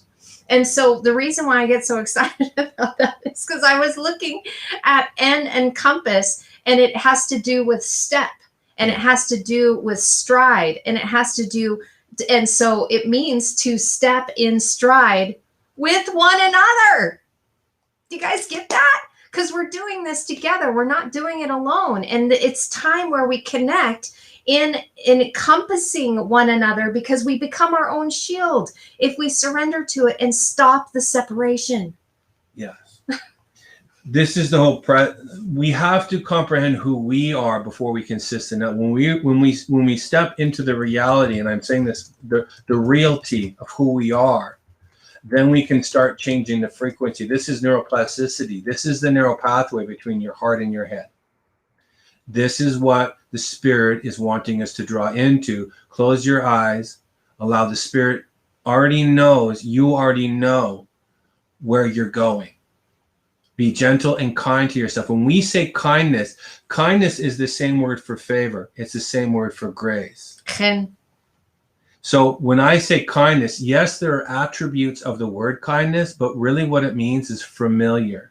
You already know who you are. You're already very familiar with that. And it is it's the residue of family. It means that you're going into the estate, shalom. You're going into this state of full shalom, full peace, and you're very familiar with its proceedings, with its mandates, with its callings, with its frequencies, with its essences of desire. It wants to intimately connect with you to complete the cycle of intention. Render everything innocent and clear. See it with the eyes of just completely dissolving what the world has defined things as and determined it to be. Break contractual agreement with that. Allow yourself, trust yourself, be firm enough to establish your own definition, because you are a definition. You are a metaphor. We are all metaphors of light. We are all a measure, and we are an expression of beyond. We are measured light, and we're seeking the fullness as Metatron. That's who we are. So we stand between, and that's really the formation of who we are. From one, we were split into two, and we become one again. Kum, standing in the full. Kum also means completed circle. So 1, 2, 1 to stand means we came from a measure, we were divided by a measure, we found the resolve of one again, and there we stand in that measure. That is resolve as 12. That is the way. So I don't know what else we can share in this little short time. I don't think we need to share anymore, but really what the essence of this is, and it's truly, I mean, I'm so touched by you guys being here.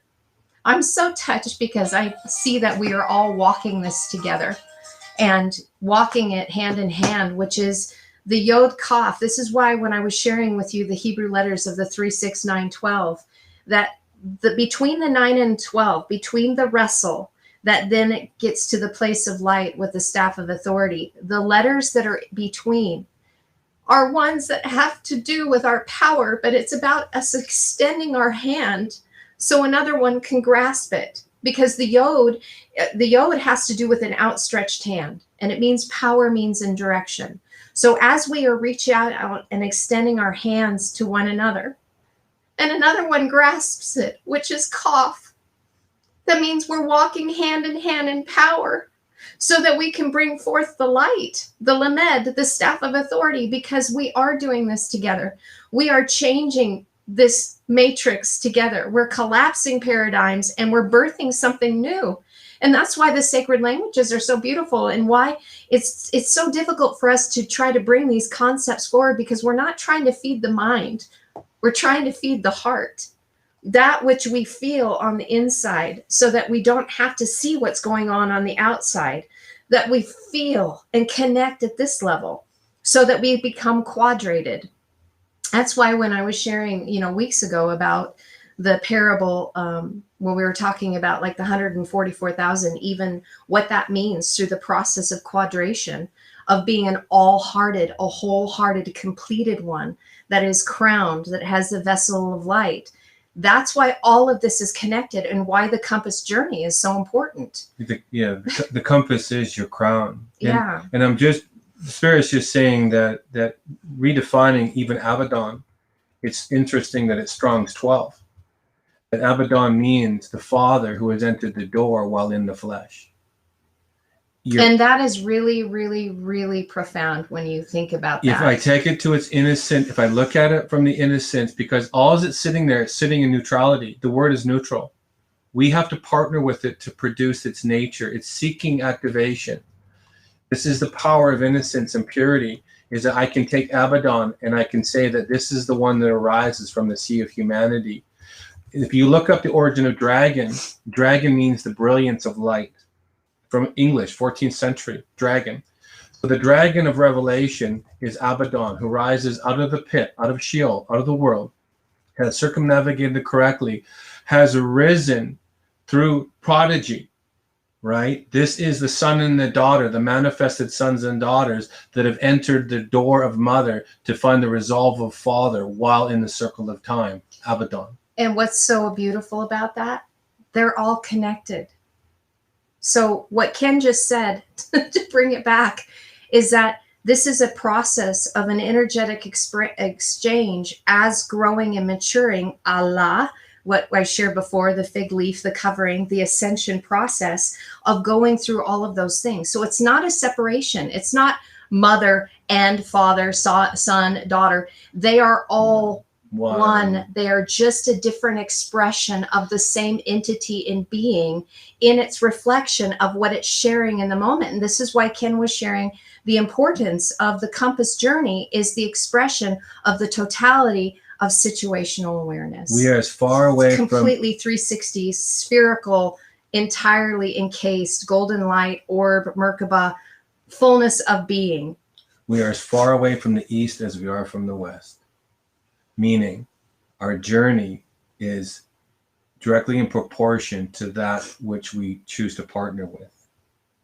This is why influence is so important. Our heart is that you would use your own discernment to realize that we want to influence with innocence. Mm-hmm. We're only here to share. We're not here to tell. Mm-hmm. We're simply here to share that, that I can honestly share with you that in this title that I have before me, in the brilliance of Metatron's armor, we see the measured stand of Grace's outstretched arms of compassion. Rakam. That's love and compassion in Hebrew. Metatron is the Venetian man, or the Vitruvian man. And this is the well-balanced act of as one performing arts center.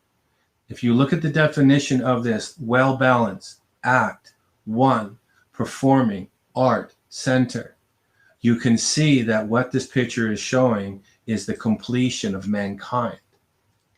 Ha Adama. That is the garden. You've returned as the shield. In the reflection of the Spirit, it's showing you a reflection of yourself.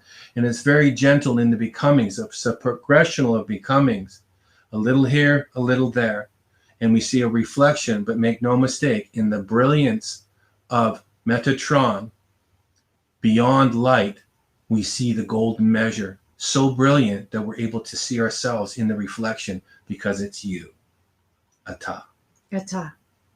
First, last, beginning, end, Alpha, Omega, revealed. You. Doesn't matter what language you say it, we can take every language and render it down to its innocence and then fill it back up with the intention of the influence of the language of origin, and it will tell you who you are. Mem Yod, you are mother's vision that seeks Yod Mem, father's vision, the completion of one to become called Mayim. You are now water upon water, fully consumed, but yet fully revealed. And this is when the fullness comes of Shamayim, which is the heavenly abode. And again, as we're sharing, we're talking about seeing as it, not at it. So Shamayim is a state of being. It has the word Shem, one who is of fire and water. So you've got the sheen in front of Mayim. I really hope you guys can connect to this, because I know we're sharing letters with you and we're sharing words. This is like we talk like this all the time. So, we know that we're speaking in code because every single Hebrew word has a code within it. Every letter has a meaning. So if I were just to say the word Shamayim, if you knew the code, that would engage something right here, and it would engage a feeling of a warmness, of an elevated spirit, of a being that is of the living fire and of the living water, that is connected to power in the heart level and is now in the waters of completion. This is where you're out of the chaos of the duality system and you've rendered and brought everything into neutrality, where your heart is fully expanded, where you've been lifted out and set above. And it's not like this. There is a separation that is going on right now for those who have and those who have not. But for those who are doing the work, those of you that are here right now, it's amazing. You're being drawn to the light of this language and what it's sharing. And that's why you're participating. So when we come in here and we start engaging with one another, as we're bringing our hearts together, we are helping to establish, quote unquote, heaven on earth. We are bringing those beautiful waters and merging them into one. So it's heaven, earth, earth, heaven, coming together in oneness unity, because we have lifted ourselves up out of the chaos. And the chaos is found in here. The only way that you can deliver yourself from chaos is to surrender to it. That's why that Hebrew word magan was so big to me this morning. It was so huge to see what it meant. To surrender. So you enter in through mother and that chaos when you get born in, but then you realize that you're the garden. You are gathering and assembling what you need to wean and to ripen you while you're in the flesh, the noon, because the noon in that fallen state, it's not, we need to get over this bad concept. In the fallen state just means that you're in the experience of while you're here in your flesh. It's all about that experience. And then taking your experiences and bringing them here and releasing them, because that gives you perpetuity. When you release all of that through you, it gives you a strong base to stand upon. I'm giving you a definition of the letter Nun here, guys. It gives you a strong base to stand upon. It means to shoot and to resprout and to grow.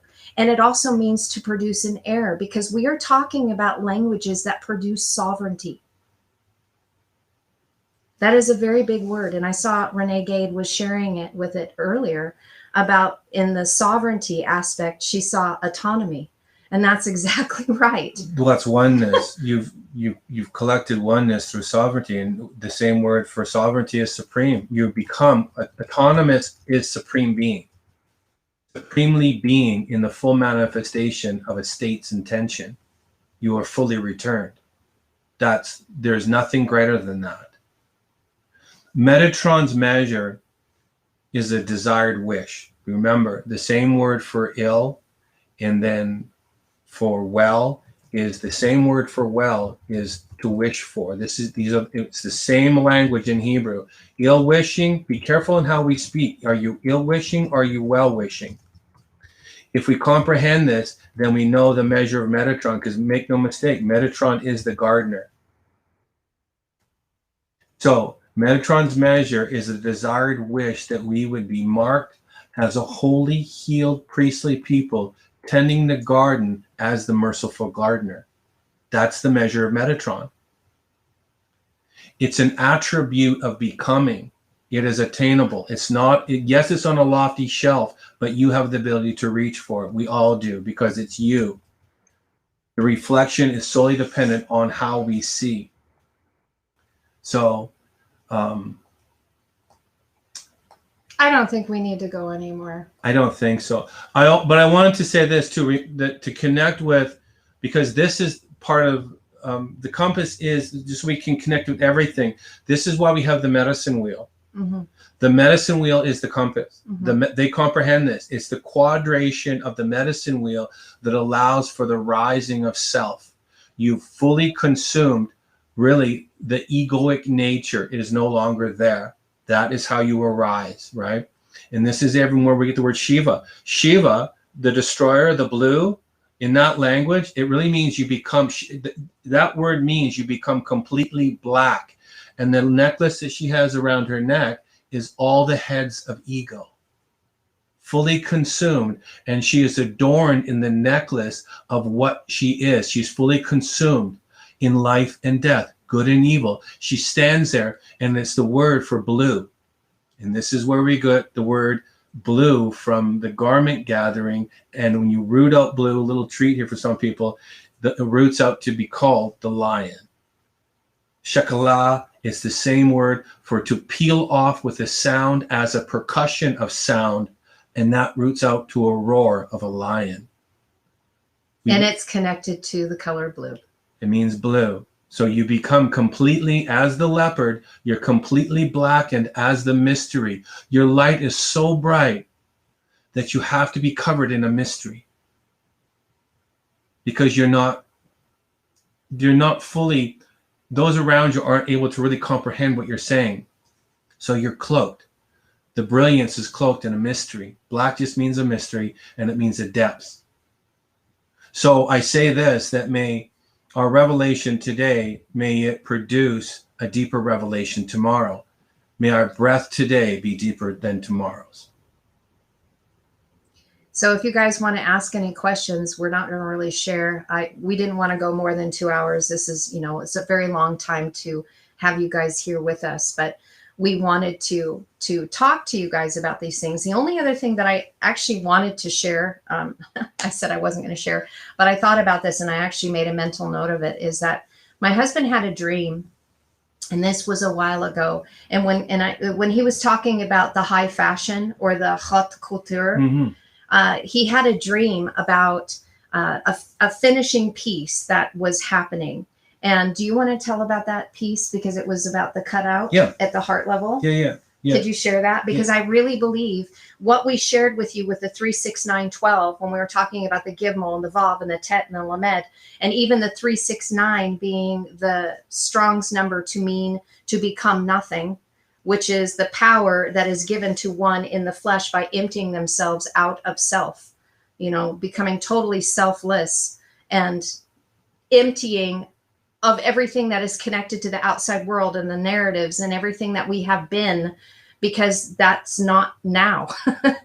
We are here and we are a new creation. And so this 36912 is connected to so many things. And this dream, I really want Ken to share. If you would just give us a few more minutes for him to share it, because I really believe it's a fullness of releasing this over all of us. Yeah, well, the point of the compass is for oneness to fully abound as a rose. There's a language in that. So we are to arise as the rose, and this is the whole point of the compass, is we know its center. And so in this vision, this was a few years ago now, but It's all about gathering, like we're saying, you're gathering incremental pieces of your garment. You're pulling your own threads to produce so you can comprehend it. You have to render it down. You have to knit it. This is looming language. And this looming language is that about ascension. It's the looming journey, pun intended. You're compressing mother through father. It's the woof and the weft. It's the left and the right are weaving themselves and compressing. That's how you learn. We loom. And so in this vision, it was very straightforward. I was on my knees and I was assisting somebody, and we were in a more of there was something going on in the environment. I'll put it at that. It seemed like there was an overshadowing that seemed to darken the light. It seemed like destruction or chaos of some sort. Yeah, it just seemed to be that there was something that was causing the light to be diminished. That's how I could say it. It seemed like there was a hue in the air, that something was obfuscating the sun, and it was just like, it seemed like a grayscape. And so I was looking at it going like, wow, and I just felt like there's confusion going on around me.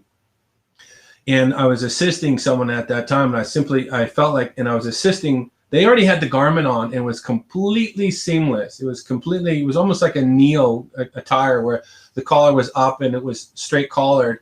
And I was cutting the square out of the chest.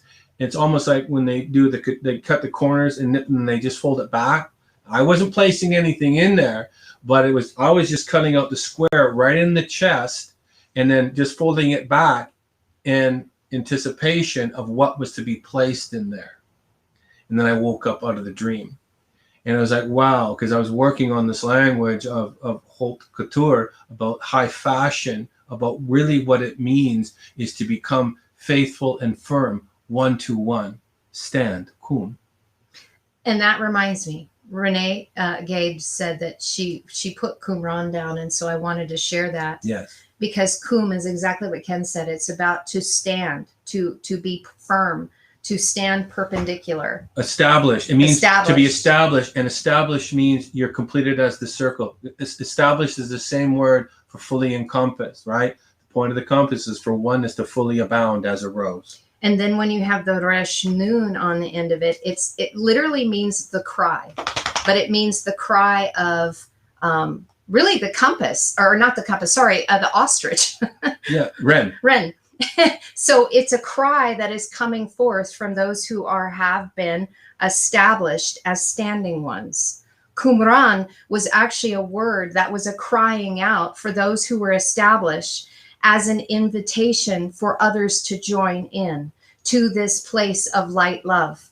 And they comprehended this in a time and a season where even Yeshua was walking, because even in some of the histories and some of the writings, Yeshua had visited the Qumran community. Oh, I'm getting really emotional right here. Because they understood the language, they understood the code, they saw the beauty in the essence of Hebrew Aramaic, in the fullness of mother, father, in the unity and coming into oneness unity. And they had actually separated themselves. They called themselves of the priesthood of light versus the priesthood of darkness. But really what they were doing is they were kind of premature. And then some of it, they were lacking pieces. Because really, light, dark, it's unified into oneness. That's why that picture of the Vitruvius man, and we were sharing weeks ago, that we take the light and we bring it into the dark so that it is fully illuminated. Doing our shadow work, working on the things that need to be healed on the inside so the heart can be fully illuminated. Then there is no more shadow because they become one. So it's important for us to understand this, to completely overstand this inverted matrix by us collapsing it and being able to bring forth a new realm as a new man. We could go in so many different, the bird, because we've shared the word about Anu before being a new creation, but Anu is actually a Hebrew word. Yeah, we'll shift out, but the cry of the bird is huge. When we look at the wren, there's only one occurrence that talks about the ostrich crying. But the same word for ostrich is actually connected to the owl, and the owl is the same word for daughter, and it's the same word to measure. Metatron's measure is the owl and the cry of the ostrich when you look at how it morphs in the language. And the daughter also, Betov, is the worthy and deserving. And the birds, were not separated. they in the progression of the walking between the pieces, the bird was not cut, right? And so this is the whole language of this is the owl is really a huge, it's how we see in the dark. The owl is conditioned by the journey of the day. It's how we're able to see into the mysterious. And so it's the measure that becomes Metatron, is directly connected to the cry of your heart, is the desire of becoming. And I wanted to end with this about Tanin, about the dragon, just not to confuse anyone. When I'm talking about here, where I thought we weren't going to share anymore. Well, this is only a definition. I'm going to share the definition.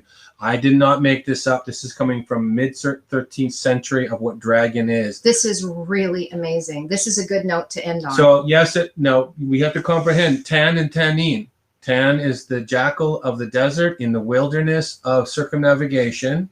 In your wilderness journey, you will find Tanin, and it's an added. So you will find father. It's Tan and Tanin. It's one serpent, but it goes to the fullness of another one. A dragon, it's a fuller version, and it becomes father. These are the arisen ones. And so dragon from 13th century does mean serpent. It means giant sea fish.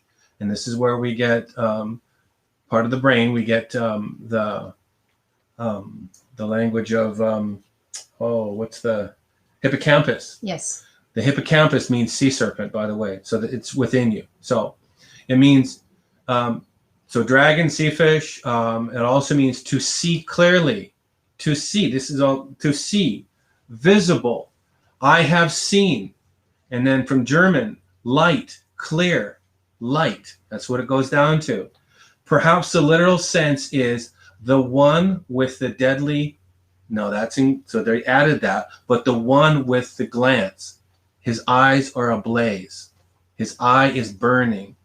It also translates, this is where it comes from dragoon, used in the Bible generally for creatures of great size and fierceness. It translates Hebrew tanin, a great sea monster. So this is solely based on the ability to arise. Your arising is solely based on your ability through sight of light of truth, Aman, to know, to faithfully stand as the completed circle, to be the brilliance of Metatron. You are arisen as a rose, as a dragon. That is amazing. If you just slow down and think about it. And I know this gets confusing because of the English interpretations. That's the book of Revelation. But yes. And so what we have seen, what they've given us in a diminished, inverted light, we are bringing the light to it to present information for you, for all of us, so that we can grasp a hold of this at the heart level and allow it to expand us from the inside out. Ken and I, we are still in process, just like all of you are. And we're allowing this light to come in and to change us and to allow things to pass through us and out of us so that we can become anew, to become a new creation. Not something that is already old and has passed, but a new creation, an anu. And anu is Aleph, Nun, Vav. So Aleph, again, the embodiment and the accompaniment of the whole totality of all, oneness. Nun, risen flesh, meaning that we've changed our flesh. This is a huge thing if you guys can connect to it. And then it's a Vav, and it ends in a Vav. And why that is so beautiful is because the Vav means to connect. So when we are anu, we are of oneness in risen flesh that have the ability to connect. And what are we connecting to? The next anu, a new creation. You as a new creation, ata, first, last, beginning, in, revealed. Anu, a new creation that is connecting with another as a new creation. So all of us becoming anu gives us the ability to be anoki. I am anu. And yes, I did share that before, that I, what is it? Anoki? Anoki, we. Right. We are one. Anu, we are one. We are one. Anoki, ani, or ani, anoki. We, or anaknu. I are we. We are one. Yeah. And so when we can really connect to this and allow it right here to expand us, we're again opening and extending our hand, the Yod Kaf, to the light, where we become, as ourselves, the staff of authority, where we've connected to one another as Anu. I'm gonna read one thing for you, then I'm gonna walk away from the screen. But I kept this close to my heart because my concern was it wouldn't be comprehended correctly, and I want to end this with the poem of the dragon, and this is the Arisen Rose. May I share one more thing, though? Yeah. So when Ken's going to read this was something that when he's sharing these compass teachings with you, he's spoken of the compass rose. The compass rose is the 8-pointed star. The 8-pointed star is the power within your heart. It's literally right here. This is like the Merkaba of our heart when we are fully illuminated, is the 8-pointed star. And when you look into a compass with the north, south, east, west, and the compass marks in between, it makes the 8-pointed star our heart. And if we connect to what we shared before, to encompass means inside, together, we walk. Yeah, we walk together. We walk together on the inside. And that is where the compass rose with the 8-pointed star is our heart, and why we say everything is an inside job. Rakam. So I want, now Ken can share that. I just wanted you guys to connect to that because that's a really big piece to the mystery of who I are. Bear with me that I haven't shared this. I kept it to myself. This is just the Spirit working with me. But I share this in the innocence of what I've been shown, that this is the compass rose, and it's the same as the dragon, and then it just sheds light on who we are. This is a top. This is you. I'm speaking this to you, so take this personally. And this is the journey of life and death of an all-encompassed dragon rose. This is your poem? This is my poem. This is Ken created this from his heart space. Yeah, this is really a condensed version of the compass rose. This is compressed into poetic extraction, and was just for me that allows me to express myself to myself, that I can share myself with myself, and not selfishly, just so I can feel that it's my mirror, that I'm able to get what's in my heart out on a page so I can see the reflection, so I can become it as well. This is my heart. So the stanza of circling words is aspiring a shape of intended form. As out of living water, a whirling point arises, equaling balance as death's fiery storm. I'm speaking this in innocence. As the head of the dragon arises, as revelation's thorn does fully entail, clearly the word has covered, armoring as a voice, piercing through chain of mail. As completed in one cycle, a rose is as garden treasure. Expressing the life of death is but full growth, budded as radius's centered measure. Arising from dark's depth is ocean's brilliant light, a reflection of shadowy image, fully enlightened with similar eyes, piercing as kindly sight.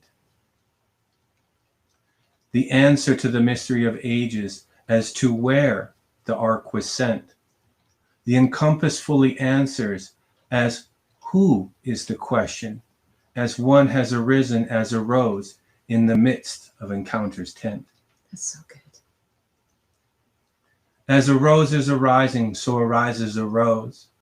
If we are still invigilant, we are able to clearly see the magical dragon standing as perfect's sovereign pose. From the point of budding center, I remove the sting of the bitter thorn, as death in full measure is but sweet's rose truly being born. That's so beautiful. From the walk of around I see, one scales from all degrees. I am completely pierced by encircling, fully knowing the thorn which was truly placed by me. As one is apart from one, northwest fall does not oppose. If coiled like a snaking river, then southeast humbly winds up, meekly rising as the ocean rose.